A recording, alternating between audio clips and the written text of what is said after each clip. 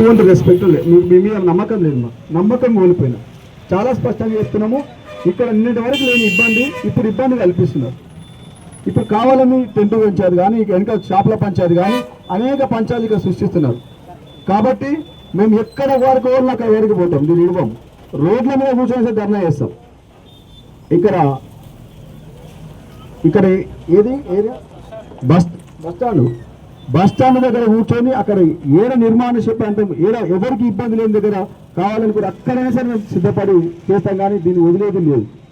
మాకు హక్కు ఉన్నది, రాజ్యాంగబద్ధంగా మా భావ ప్రకటన స్వేచ్ఛ మాకున్నది.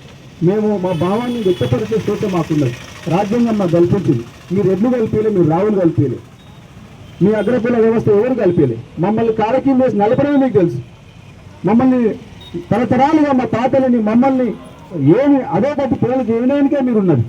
కానీ మీ నుంచి మేము భరోసా కోరుకోవట్లేదు. ఇవాళ కనీసం ఈ ఎంక్వైరీ అయినా స్పష్టంగా చేస్తారనుకున్నాం.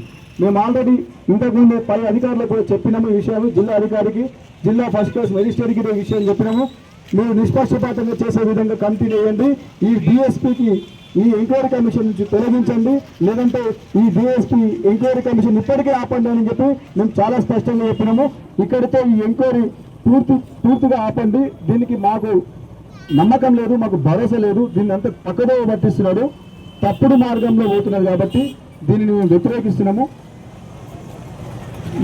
మేము కావాలనుకుంటే ఎక్కడి వరకైనా సిద్ధపడతాము. మా నాయకత్వం రాష్ట్ర వ్యాప్తంగా మా బీసీఎస్ఎస్టీ జేఏసీ అనుబంధ సంఘాలు, కుల సంఘాలు అందరూ మాకు మద్దతుగా నిలుస్తూ ఇప్పటి వరకు ముందుకు పోతున్నాము. రాష్ట్ర వ్యాప్తంగా ర్యాలీలు కొనసాగుతున్నాయి.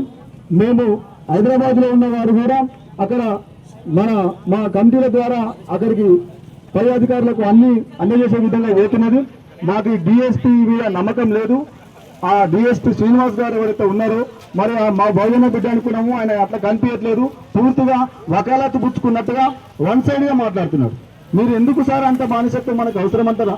మీరు మీ స్థాయికి 100% నిజాలు మాట్లాడాల్సిన అవసరం ఉన్నది. సరే, మీరు చూడలేదు, నేను చూడలేదు. నిజమైతే ఒక డిఎస్పీగా, ఒక డిస్ట్రిక్ట్ సూపరింటెండెంట్ పోలీసుగా మీరు చూడలేదు, ఒక రాష్ట్ర జేఏసీ అధ్యక్షుడిగా నేను చూడలేదు. కానీ ఒక విన్నట్టుగా మాట్లాడాలి. మీరు సర్టిఫై ఎట్లా చేస్తారు? ఒక జరిగిన సంఘటన మీరు సర్టిఫై ఎట్లా చేస్తారు? ఏ ఆధారాలతో సర్టిఫై చేస్తున్నారు? ఎందుకు అంత ముందే సర్టిఫై చేసి ముందే అవన్నీ ఊహించుకొని ఎవరికి మీరు తొత్తులుగా ఉన్నారు, ఎవరికి మనం బానిసత్వం చేస్తున్నాం? దయచేసి మీరు పెద్ద హృదయంతో అర్థం చేసుకోండి. కాబట్టి మాకు భరోసా లేదు. ఇక్కడ అంతా ఇబ్బంది కలిగించే విధంగానే ఉన్నది. మా సంఘాలకు అనేక మందిని పంపుతున్నారు, మాకు అర్థమవుతున్నది. మనల్ని ఎవరెవరు ఏం చేస్తున్నారో మాకు అన్ని తెలుస్తూ ఉన్నాయి. వాళ్ళు ఎవరు అనేది కూడా మా దృష్టిలో ఉన్నారు. ఒకరిగా కొద్దిగా అట్లా ఉన్నా సరే, వాళ్ళు ఎట్లా బయటకు పంపాలో మాకు తెలుసు. కాబట్టి మేమంతా అదే కమిట్మెంట్తో ఉన్నాము.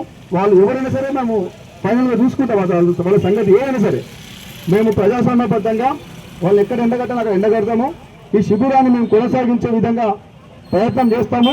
మ్యాక్సిమము చివరి వరకు కొట్లాడతాము. ఈ శిబిరాన్ని ఎక్కడ తొలగించేది లేదు. శిబిరం పైన ఎట్లాంటి దాడులకైనా మేము సిద్ధమే అని చెప్పి, ఎవరైనా దాడి చేస్తూ ప్రతిఘటించడానికి సిద్ధమని చెప్పి తెలియజేస్తున్నాం. Thank you.